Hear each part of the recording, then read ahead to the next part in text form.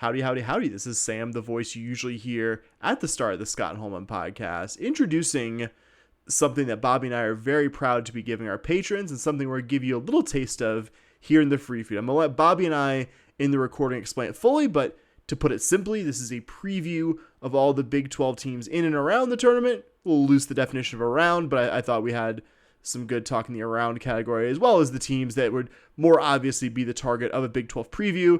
Over 2 hours of premium content. Bobby and I certainly feel like we know more about this league at large, and we just always try to give little premium things like that as the brainchild of my co-host here.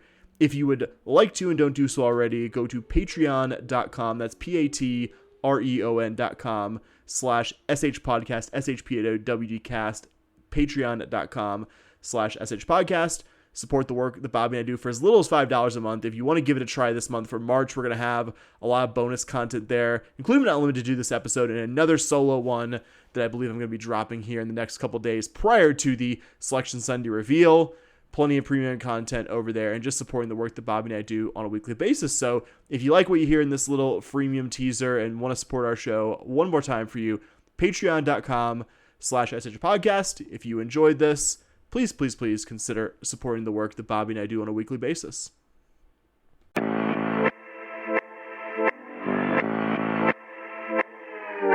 Here's Shed. Off the window, no. Roberts tried to get it. Shed for the win. Got it. Jamal Shed plays the hero again. Back to pass. Donovan Smith. Smith steps up in the pocket, unloads it, throws it all the way downfield into the end zone. Tip. And it is caught by the Cougars, caught for a touchdown, unbelievable, caught by Stephon Johnson. Stick it in your pipe and smoke it, baby. Yes! Welcome to the Scott Holman Podcast, premium bonus edition. This is one that my co-host cooked up here that I'm really, really, really excited. I think we alluded to it in our last episode 1031 on the free feed. If you've not listened to it already, a patron episode talking about everyone in the Big 12 that is projected to go to the NCAA tournament. Guests for, we have 7 different guests on here talking about their schools, Bobby. But I want to pass this off to you because this is your brainchild, and this is an incredibly good idea that I could say honestly as a friend that I was stoked to be a part of it, every minute of it. And why don't you, because it's your great idea, why don't you take the mic away from me and tell the listeners what they are about to hear. Yeah, so, it's a pretty simple thing.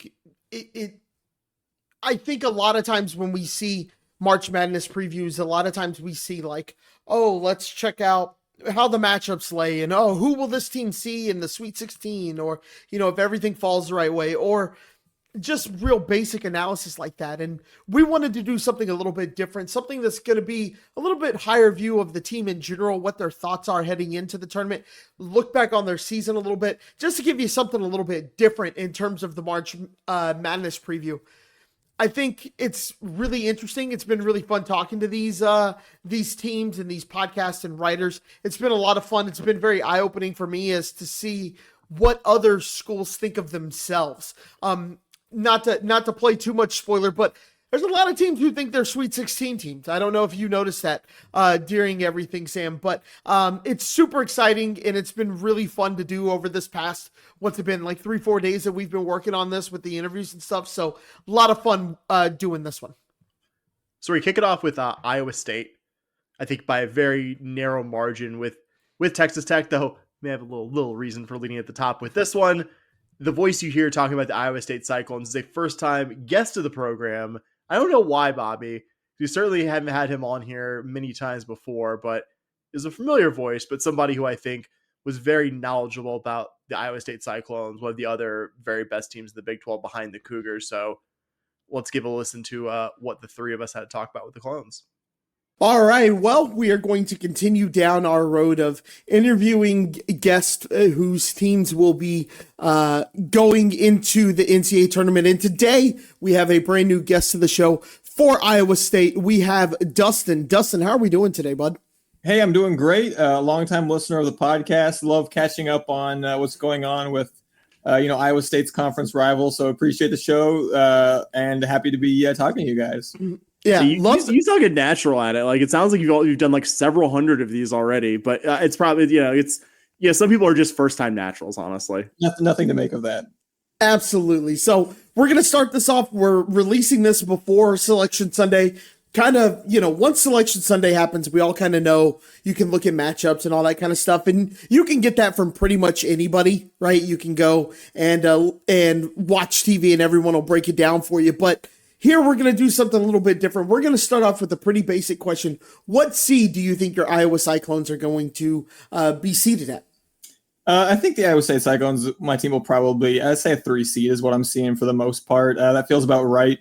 Avoided the what would have been an embarrassing loss today. Actually looked pretty good in creaming. I'm sorry, the game was over in 5 seconds ago, and I already forgot who they were playing. Cincinnati, of course. Cream Cincinnati by 20. So I mean, I think if you lose that one, all of a sudden maybe you get a little bit more worried. You're going to drop a little bit further down the line. But at that point, I think they're kind of locked in. I don't think a loss to BYU hurts you too much, and I don't think even a deep tournament run. I think there are enough teams ahead of them. Getting up to the 2 line seems like a bit much at this point in the season, given where we are at this point. So I mean, I think a 3 seed is a pretty good seed to be in, and I think that's where I'm expecting to see the Cyclones on Selection Sunday. Acknowledging that we don't know what the bracket is exactly going to look like, when you look at this Iowa State team, your gut answer to this question, where do you see this team finishing in the tournament? I think my gut reaction says a loss in the Sweet 16. I'd like to think that Iowa State could go further than that. I'm a little worried about the health of this team at this point. I think that we've got enough talented guys to get them to that second weekend, kind of regardless. But this team is just so banged up right now. Taman Lipsey's been playing hurt all year. Just got banged up again, tweaked his groin in the end of that Cincinnati game. He said he was going to be back for the next game. I mean, he's the kind of guy that Otzelberger said you got to drag him off the court even if he's injured. So he's going to certainly try to go out there. But Keyshawn Gilbert has missed 3 of the last 5 games, did suit up for the game against Cincinnati, but only played, I believe, 10 or 11 minutes in the first half, took himself out, said he just couldn't generate any kind of explosive push with the muscle strain that he's been dealing with. So with those 2 guys banged up, Momcilovic obviously was hurt, missed a few games, including the game against y'all. He came back for the game against y'all. Sorry, it was Jones and Gilbert that were out for that game in the Fertitta Center, of course. But Momcilovic missed a stretch of games. He kind of looks like he's back and mostly back healthy again. But just enough health concerns about this team that as much as I would like to predict a really deep tournament run, and I think a really deep tournament run certainly is on the table if the team kind of finally stays healthy for the first time all year and kind of just gets the right juju where no one else gets hurt anymore and everyone kind of, recovers for a little bit from the injuries that they've got between now and Selection Sunday. I think there's absolutely the chance for this team to make a deep tournament run, but those injuries and kind of the banged upness that they've been playing with for much of the year and are still playing with is kind of looming large over my tournament forecast. So obviously you talked about health, but what does your team need to do to really make a deep run in the tournament? I mean, other than stay healthy, I think that's kind of the biggest thing, and just having more maybe more consistent efforts in terms of where they're getting the scoring from. I think the biggest thing that's been really impressive this year is since Otzelberger's been here, kind of like Houston saw with Kelvin Sampson, is basically from the moment he got there, it was very obvious that kind of defense was not optional if you wanted to play if you wanted to see minutes, you were going to play really, really hard defense, and that's kind of been the trademark of this Iowa State team. But what's been really impressive this year when things are going well is that the offense has been really on a different level in terms of kind of the variety of guys that they've been getting points from both the front court and the back court, whereas the last 3 years under Otzelberger, really not a lot of scoring in the front court, whereas Joshua Jefferson, Deshaun Jackson, now they've got a lot more ability just to put the ball in the basket there. So I think what they need to keep doing that, when they've kind of struggled, it's been either a lot of guys not being healthy and that offensive mojo kind of slowing down a little bit and relying maybe a little bit on, a couple of guys. So I think there's enough scoring throughout this lineup that if everyone kind of stays healthy and kind of stays with themselves and does their part, then I think, like I said, I think this team has a really good chance of making a deep run. Outside of health, which definitely looms large, and I think want to come back to before we're done here with you, our first time guest here. What is the thing besides that that gives you the most heartburn about this team being able to have a deep run in the tournament? Just kind of the lack of consistency we've seen from this team at times. They had the 3-game losing streak after starting 7-1 in Big 12 play.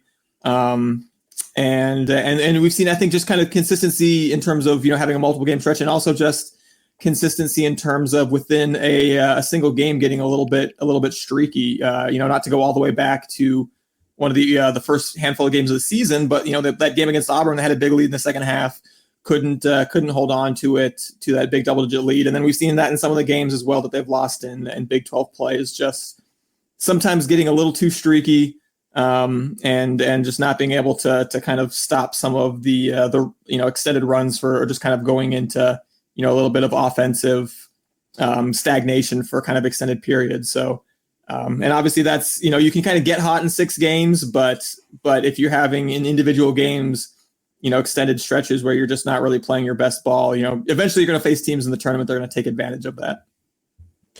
All right. So here's a question that I've really enjoyed asking everybody. If a fellow Big 12 school is eliminated in the tournament, or maybe doesn't even make the tournament, why should your team, Iowa State, be the Big 12 team everyone roots for?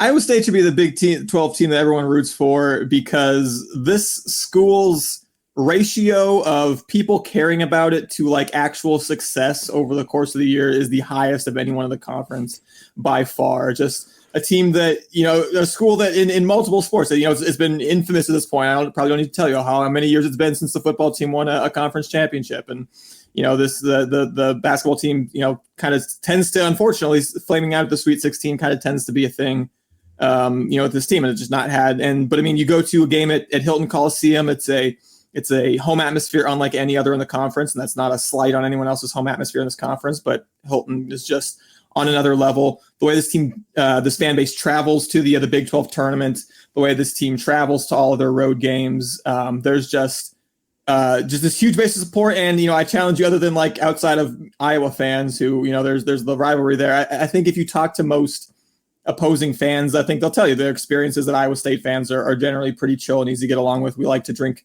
a heck of a lot of beer. So if you can, if you think that you want to get on board with a fan base that is large, that loves their team, supports their team through thick and thin, and we'll be happy to share a beer with you at the game, Iowa State could be the school for you. So injuries have loomed large with this team. I mean, you could say injuries loom large for a lot of teams, but I think Iowa State has a very good case looking at the key guys who were out for key portions of Big 12 play. And I know you're not familiar with University of Houston here, but it does kind of give me parallels to 2 seasons ago here with the 2023 team and the struggles that we had here staying healthy going into the tournament despite having this great season. Out of guys who are healthy or injured right now, who's the one guy, if I say like, this guy has to be healthy for this team to reach its tournament ceiling? Your gut reaction, what's the first thing that comes to mind and why? I think Keyshawn Gilbert, just because what he does offensively in terms of getting to the basket, and even though Lipsy is kind of more nominally the point guard, Gilbert I think does just as much in terms of creating for his teammates offensively. He's just someone who I talked about that offensive consistency. And I think he's the guy that when he's on is most capable of kind of single-handedly making the offense work, because he's getting to the basket, because he's probably going to be getting fouled, because he can make the threes, because he can create for his teammates. I kind of feel like he's maybe the straw that stirs the drink. Often that's maybe more the point guard, and then Lipsy, can certainly be that guy as well. It's not this comment not meant to be a slight at Tamin Lipsy or anything like that. But Keyshawn Gilbert, I think he just, when he is really going offensively, I think he is the most important player for Iowa State on that side of the court.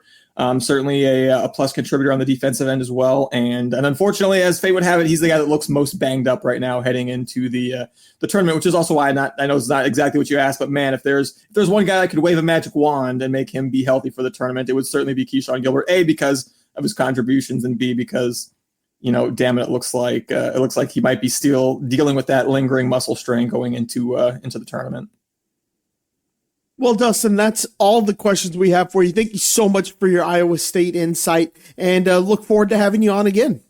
Hey, man, thanks for having me, and I appreciate you guys having me so much that, tell you what, I'm going to cheer for Houston as long as they're not playing the other Cyclones in this tournament. So here we go, Big 12 pride. What a guest. What a guest.